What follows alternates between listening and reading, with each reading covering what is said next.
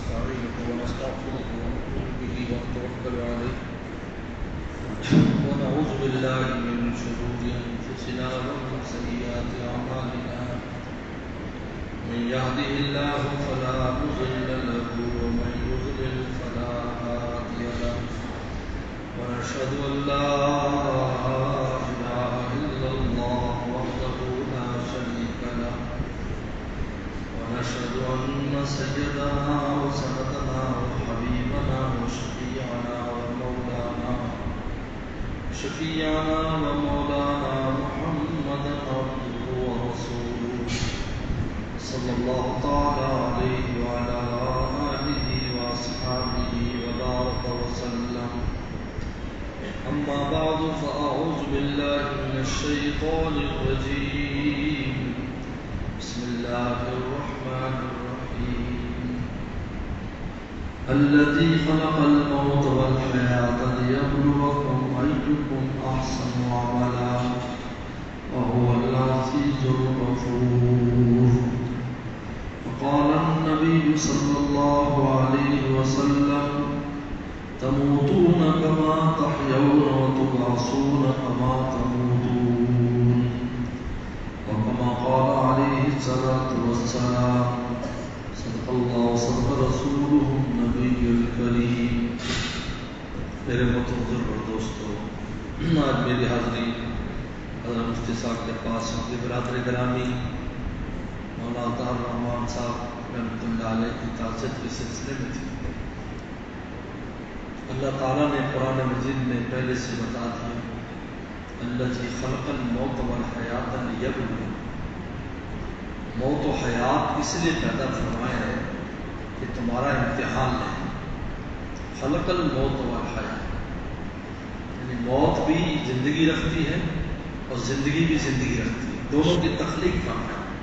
خلق الموت، موت آدم کا نام نہیں ہے کہ آدمی آدم ہو جاتا ہے، منتقل کرنے کا نام ہے. ایک عالم سے دوسرے عالم میں جانے کا نام موت ہے. آدم نہیں کہ آدمی ختم ہو گیا ہے. اور یہاں تو یہ عالم ہے کہ وہ عالم ہے. جب ہم پیدا نہیں ہوئے تو پھر ایک عالم تھا جس عالم میں ہم تھے، پھر اس عالم میں پھر اگلے عالم میں چلے جائیں. اس لیے موت ایک وجود رکھتی ہے. خلق الموت، اس کی تخلیق فرمائی. چنانچہ حدیث شریف میں آتا ہے سب سے آخر میں موت کو ذبح کیا جائے گا، اور جب ذبح کیا جائے گا اعلان ہوگا جنتی و خلود اللہ موت، جنتی و خلود اللہ موت. اب کبھی موت نہیں آنے والی.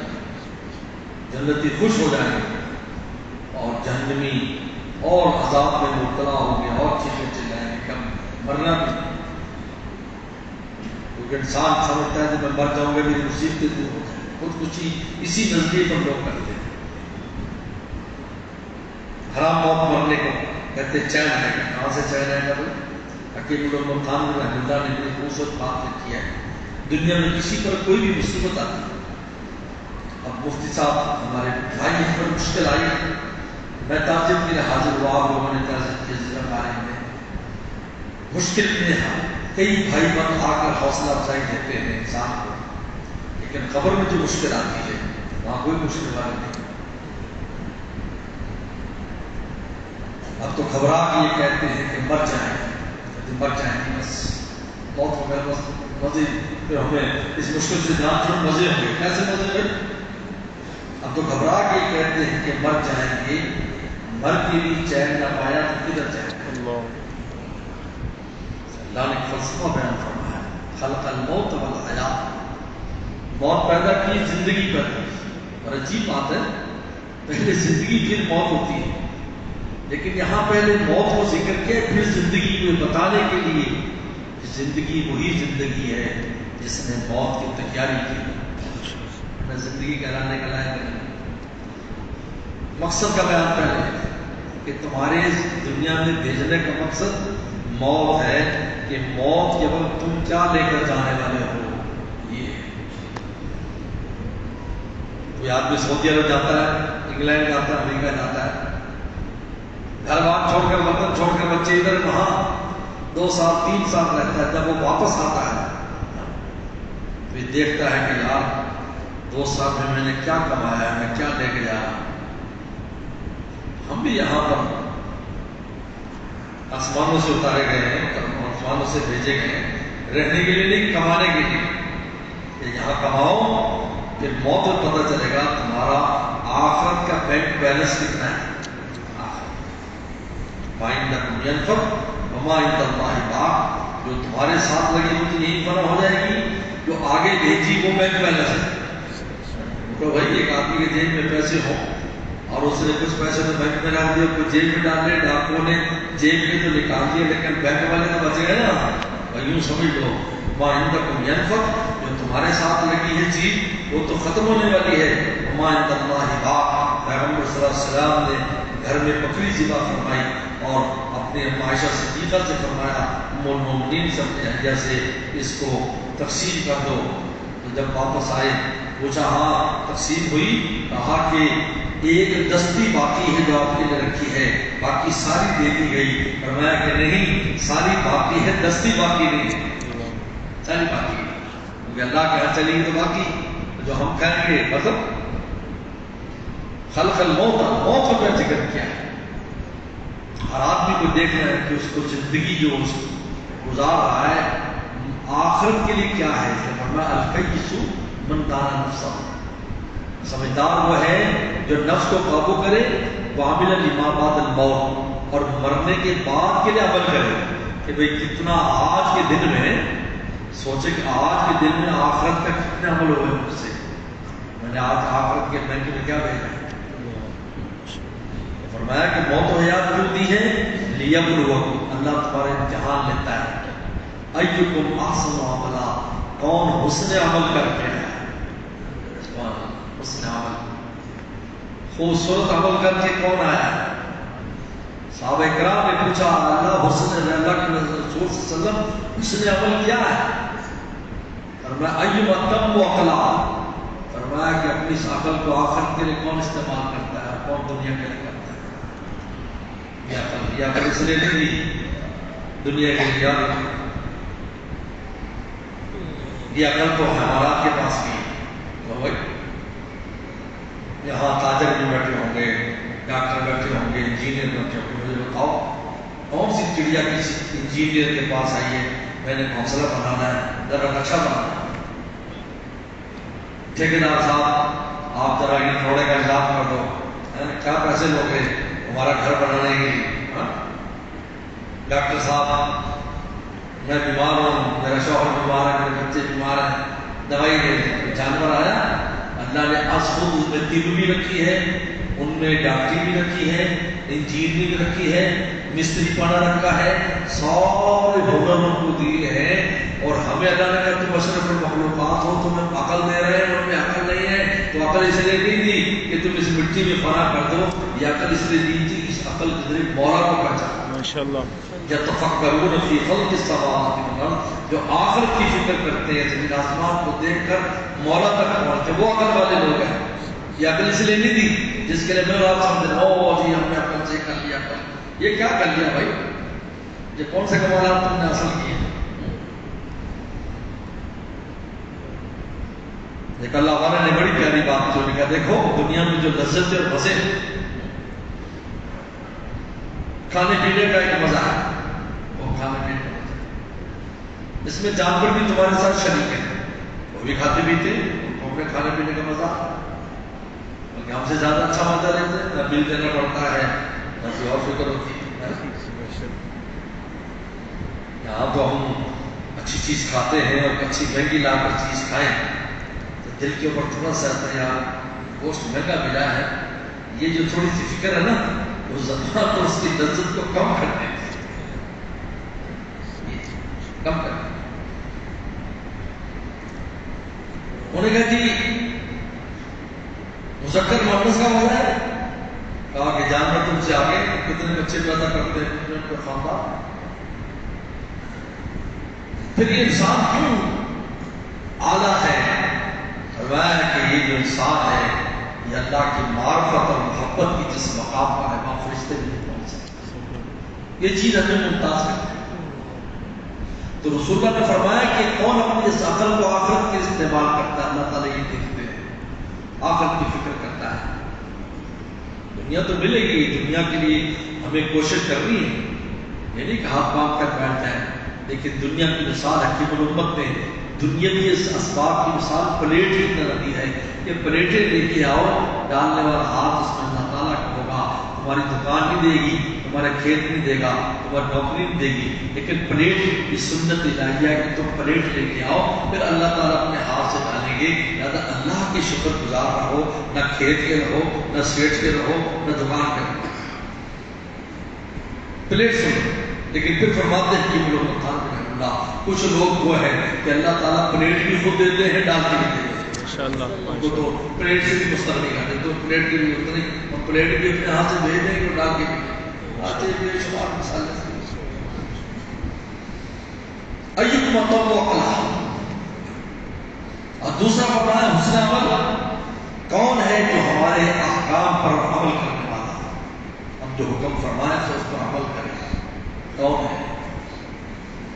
اللہ نے جو فرض واجب ہم پر کیے ہیں، کون اس پر عمل کرنے والا ہے؟ اور تیسری تشریح فرمائی، کون ہے گناہوں سے بچنے والا، نافرمانیوں سے بچنے والا. یہ تین چیزیں جب انسان میں جمع ہوتی ہیں کہ اپنی اس عقل سے آخرت کی فکر زیادہ کرتا ہے، دنیا کی بھی فکر کرے. یہ نہیں کہ دنیا میں بالکل بے فکری ہو جائے، یہ نہیں، لیکن غلبہ آخرت کی فکر کا ہونا چاہیے، بلکہ اپنی دنیا داری میں بھی آخرت کی فکر کرے کہ اس دنیا داری میں آخرت کا اجر کیسے مجھے مل سکتا ہے. یہ دیکھیں چنانچہ پیغمبر السلام نے سعد بن ابی وقاص اپنے ماموں سے کہا، اے ماموں جان، اگر ہر کام میں آپ اللہ تعالیٰ کو راضی کرنے کی نیت کر لیں، یہاں تک کہ جو لقمہ اپنی بیوی کے منہ میں دے محبت میں، اس میں بھی یہ نیت کر لیں کہ میرا مولا خوش ہو جائے، تجھے اس پر بھی اجر ملے گا. یہ عقل کا استعمال. دنیا کما رہے ہیں لیکن کس کے لیے کما رہے ہیں؟ مجھے ایک چھوٹا سا واقعہ یاد آیا. شیخ سعدی رحمۃ اللہ علیہ بہت بڑے اللہ والے گزرے، عبید اللہ آرار، خواجہ عبید اللہ آرار نقشبندی، بہت بڑے اللہ والے. حضرت نواب تھے اپنے علاقے کے بادشاہ، تو حضرت ان کی زیارت کے لیے گئے. حضرت تو ادھر عراق اور ادھر کی طرف رہتے تھے، جہاں سے بخارا گئے شیخ سعدی رحمۃ اللہ. یہ تو شیراز ایران کے علاقے میں رہتے تھے. وہاں گئے تو اس دنوں میں حساب کتاب زمینوں کا ہو رہا تھا. حضرت لکھ رہے تھے مجھے جہاں گئی جو کسان جہاں کتنی گندم ہوئی، کتنا فلاں ہوا. تو حضرت کی ہزاروں ایکڑ زمینیں تھیں اور پوری نوابی کی حضرت تھی. تو انہوں نے وہاں بیٹھے بیٹھے دل میں سوچا، شیخ سعدی رحمۃ اللہ علیہ نے بدگمانی دل میں آ گئی، یار یہ تو دنیا داری کا حکمت اضافہ ہو رہا ہے. میں تو سمجھا بس تصویر لیے ہوئے بس اللہ اللہ کر رہے ہوں گے، یہ کیسا ہونے والا ہے. اور دل میں ان کے بارے میں ایک مصرع بنایا، ایک مصرع بھی دل میں بنایا، اور اٹھ کے چلے گئے نیچے سے. رات کو خواب دیکھا میدان معاشر ہے، اور اس میدان معاشر میں لوگ بری حالت میں، جو ایک آدمی ان کا گریبان پکڑے کھڑا ہے کہ تو نے میرے 100 روپیہ دینا تو پیسے دے. وہاں پر تو دنیا میں تو بہت آسان ہے، لیکن وہاں نمازیں دینی پڑیں گی، روزے دینے پڑیں گے، حج عمرے دینے پڑیں گے. یہاں تو بہت آسان ہے پیسے دینے، لوگ پیسے کھا جاتے ہیں، وہ بڑی بات سمجھتے ہیں. اگر کوئی آگے لے لینا بھائی، استغفر اللہ، کیسے دے لے گا کوئی؟ نماز روزہ حدیث شریف لاتا، سارے نماز روزے چلے جائیں گے، پھر اس کی گناہ بھی اس میں لاتی جائیں گے. یہاں سے نیکیاں لے کے گیا، اس لیے فرمایا مسکین کون ہے. رسول اللہ نے فرمایا مسکین کون. امام طحاوی نے بہت جلدی سے نقل کی، ایک ہی مطلب کہا مسکین کون ہے. صحابہ نے کہا مسکین کو جو دروازے دروازے مانگتا ہے. فرمایا کہ نہیں، مسکین کو ہے جو یہاں سے نیکیاں لے کے گیا لیکن آگے جا کے سارے دوسرے لے کے چلے گئے، نہ دنیا میں واپس جا سکے نہ نیکی جا سکے. تو ان کو بھی ساتھی نے پکڑا ہوا ہے کہ میرے پیسے دو، نہیں تو نیکی لکھوا میرے پاس. اتنے میں آواز آئی، اللہ کے ولی کی سواری ہو جاتی، اللہ کے ولی کی سواری ہو جاتی. ہٹو بچو ہٹو بچو. دیکھا کہ بگی پر فرشتے لیے ہوئے حضرت عبید اللہ آرام رحمۃ اللہ علیہ کو عرش کی جانب لے جا رہے. تو حضرت نے کہا رکو رکو رکو. وکیلوں کو سواریوں کو، بھائی یہ ہمارے مہمان ہیں بھائی، یہ کو کیوں پکڑا ہوا ہے تو نے؟ انہوں نے میرے پیسے دے دیں، کا کوئی بات نہیں، آؤ میرے ساتھ آؤ، ہمارے اللہ کے بینک میں بہت پیسے جمع ہیں تیرے کھاتے کے اوپر، آؤ ہمارے ساتھ آؤ۔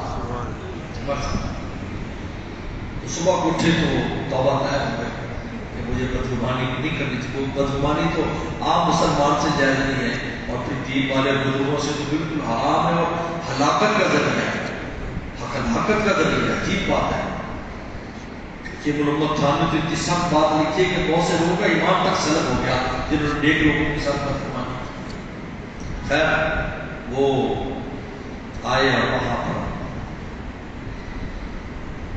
صبح کو اٹھے، بڑی ندامت ہوئی، آ کر حضرت کے پاس کہا حضرت مجھے معاف کر دو، میں بدگمانی کر بیٹھا۔ حضرت فرمایا بھی ہمارے بارے میں تم نے ایک مصرع بنایا تھا، وہ کیا ہے؟ وہ اگر شاید تھے نا شیخ صاحب وہ بتاؤ۔ میری زبان گوارا ہی نہیں کرتی کہ میں کہوں، کہ نہیں بھائی اب ہم تو کہ ہم حکومت کہتے ہیں بتا۔ تو مجبور ہو کر کہا کہ میں نے دل میں یہ سوچا تھا کہ نہ مردانہ کہ دنیا دوست دار، یہ اللہ کے راستے کا مرد نہیں ہے کہ جو دنیا کو دوست رکھتا ہے، نہ مردانہ کہ دنیا دوست دارت۔ حضرت فرمایا اگلا جملہ مجھ سے سن لو، ولے دارت بنایا دوست دار، اگر رکھتے بھی نہیں تو اس مولا کے لیے ماشاءاللہ، بھلے دارت بنایا دوست، ہماری دنیا بھی مولا کے لیے، اس دنیا سے بھی مولا کو راضی کرنے کی فکر کرتے ہیں، اس دنیا سے مولا کو کیسے راضی کریں، کہاں ہم خرچ کریں کہ ہمارا مولا راضی ہو، اور اللہ کے احکام پر، اللہ کے حکم پر فوراً کھڑے ہو جاتے ہیں، جہاں حکم آیا بس اب نہیں کی سستی اس کی سب چھوڑ، گناہ سے بچنے قربانی دیتے، ہمت کرتے، بغیر ہمت کے گناہ سے کوئی نہیں بچ سکتا یار، اور اللہ نے ہمیں دی۔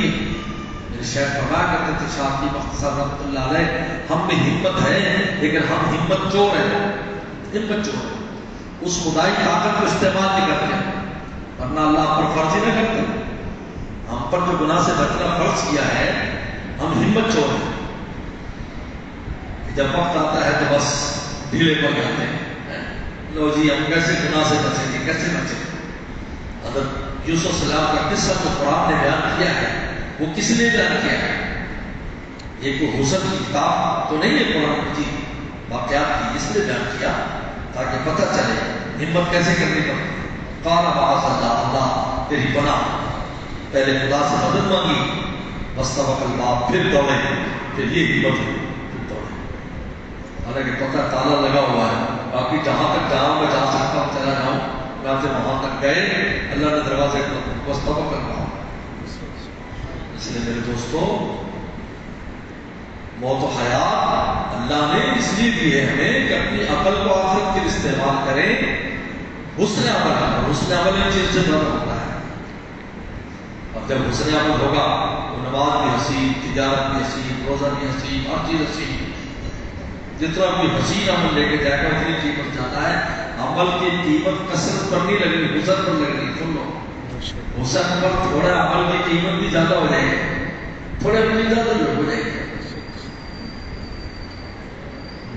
چنانچہ حضرت مولانا یوسف جہاں شیخ رحمۃ اللہ علیہ نے ہمارے یہاں ختم بخاری ہوئی تو یہ واقعہ حدیث شریف کا ہے، فرمایا کہ ایک آدمی ہوگا جس کا نام اعمال دونوں برابر ہو جائیں گے، جب جس کے برابر جو ہو جائیں گے ان کو عرفات، ان کو جو ہے نا وہ وہاں پر مقام عرفات میں کھڑا کر دیا، مقام عرفات دیوار ہے جنت جہنم کے درمیان، وہاں ان کو کھڑا کر دیا جائے، وہاں چڑھا دیا جائے، لیکن بعد میں پھر اللہ کا فضل ہوگا تو ان کو جنت میں بھیج تو برابر ہو جائے گا۔ اب وہ گھبرائے گا کہ بھائی اب جب ترازو برابر تھوڑی سی ہلتی رہتی ہے، کبھی یوں کبھی یوں، اب ڈرے گا کہ تھوڑی سی نیچے ہو، کبھی اوپر ہر وقت گھبرا رہا، اتنی دیر میں مٹی کی تھیلی گرے گی نیکیوں کے پڑھنے میں، اور اعلان ہوگا کہ اب اس کو جنت میں لے جاؤ، تو پوچھا اللہ یہ کون سی میری نیکی ہے؟ اور میں یہ لب بھر مٹی تھی جو مسلمان کی قبر پر تم نے ڈالی، مٹی کی قیمت ہے لیکن حسن عمل ہے، اس کو جنتی بنا دیا تھوڑے سے، اس طرح حسن عمل، کثرت عمل نہیں کہا کہ کون زیادہ عمل کر کے آتا ہے، اور حسن عمل کر کے آتا ہے، حسن عمل نیت کے ساتھ، حسن عمل گناہوں کے بچنے کے ساتھ، کیونکہ متقی آدمی جو ہوتا ہے انما یتقبل اللہ من المتقین، پہلی بشارت دی ہے کہ جو گناہ سے بچتا ہے اس کے عمل کو قبول کرتے ہیں تھوڑا زیادہ، جب قبول ہو جائے گا تو تبھی جا کر اس کو وہاں پر بدن بنائے گا، تبھی جا کر اللہ کے دربار میں کو مقام دلائے گا۔ بس میرے دوستوں، اللہ تعالیٰ مجھے آپ عمل کی توفیق عطا فرمائے۔ ہم وقت اس بات کی خیال رکھتے ہیں، جوان ہے بوڑھے کوئی بھی ہے، کہ ہم رات بھر میں ہم دن بھر میں جو عمل کیا ہے اس میں آخرت کے لیے کتنا عمل کیا اور اپنی نیتیں درست کرو۔ صبح سے میرے شیخ فرماتے تھے، صبح سے لیکن ہمارے شیخ فرماتے تھے کہ صبح سے نیت کرو آج ہم نے کوئی نافرمانی نہیں ہونے دینی اور کسی عمل میں فرض میں کوتاہی نہیں ہونے دینی۔ صبح سے یہ کرو اٹھتے ہی۔ اور ایک ڈاکٹر عبدالحی صاحب رحمۃ اللہ فرماتے تھے صبح سے نیت کر لو آج دن بھر اتنے کام کروں گا مولا کو راضی کرنے کو۔ اس سے تمہارے دن بھر کے ساتھ نہ بھی نیت کر سکے تو صبح کی نیت کی برکت سے آپ کی ساری دنیا داری کی آخرت بن جائے گی، اور آخرت داری تو ہے ہی آخرت۔ بس اللہ نے آپ کو توفیق عطا فرمائے۔ الحمد للہ رب العالمین، اللهم لك الحمد كما انزلت على محمد وما انت غفل بنا وما انت رفيقك انت التقوى والمغفرة ربنا اغفر لنا ولإخواننا الذين سبقونا بالإيمان ولا تجعل في قلوبنا غلا للذين آمنوا إنك رؤوف رحيم رب ارحمهما كما ربياني صغيرا اللهم اغفر لحينا وميتنا وشاهدنا وغائبنا وصغيرنا وكبيرنا وذكرنا وانسانا اللهم من احييت منا فاحيي الاسلام ومن توفيت منا فتوفى الايمان اللهم اغفر له وارحمه وكرم نزله وسع مدخله ونقه من الذنوب كما ينقى الصوت من الدنس وصل خطاياه بالماء والسد والبرد وابدل دار خير من داري واهل خير من اهل الجنه وزن من النار يا الله ربنا وطهر حمام صاحب کی مغفرت فرما، ان کے درجات کو بلند فرما، العلیم کی جگہ عطا فرما یا اللہ، یا اللہ ان کے صدقات جاریہ کو قبول فرما یا اللہ، ان کے بعد ان کے نیکی میں جاری ثابت فرما یا اللہ، ان کے گھر والوں کو، بال بچوں کو، بہن بھائیوں کو، مفتی صاحب کو، تمام فضل و قارب کو صبر جمیل عطا فرما، اجر کثیر عطا فرما، اور بھی جن کے اللہ بچے اور جن کے عزیز موت ہو گئے سب کو صبر عطا فرما اور سب کو امید اور حرمات کی مغفرت فرما، ہماری تعزیت کے لیے آنے کو قبول فرما یا اللہ، ہم سب کو حسن عمل نصیب فرما یا اللہ، ہم سب کو حسن عمل نصیب فرما۔ جو طاقتیں آپ کو آپ نے ہمیں عطا فرمائی ہے ظاہری اور باطنی، ان سب کو تیری رضا کے استعمال کرنے کی توفیق عطا فرما، تیری رضا کے استعمال کرنے کی توفیق عطا فرما، ہر قسم سے نالائکی سے محفوظ فرما، جو نالائکی ہوگی وہ ہمیں معاف فرما، معاف فرما، معاف فرما، پوری امت کو معاف فرما، ہر طرح کی عافیت نصیب فرما، رحم کرم اور عافیت کا معاملہ فرما یا اللہ، تمام مرحومین مرحومات کی مغفرت فرما یا اللہ، بیماروں کو شفا عطا فرما، پریشان دوستوں کی پریشانی دور فرما، رزق کی تنگیوں کو دور فرما، قرضوں کے بوجھ کو دور فرما، ہر طرح کی عافیت نصیب فرما، جس جو دوست کی جو بھی حاجت ہے اپنے خزانوں سے ہماری حاجات کو پورا فرما، ہماری اس مختصر مجلس کو قبول فرما، اس کا ثواب بھی مولا عطا فرما، صاحب کے نام اعمال میں آمین صلی اللہ تعالیٰ علیہ وسلم محمد و آل اجمعین۔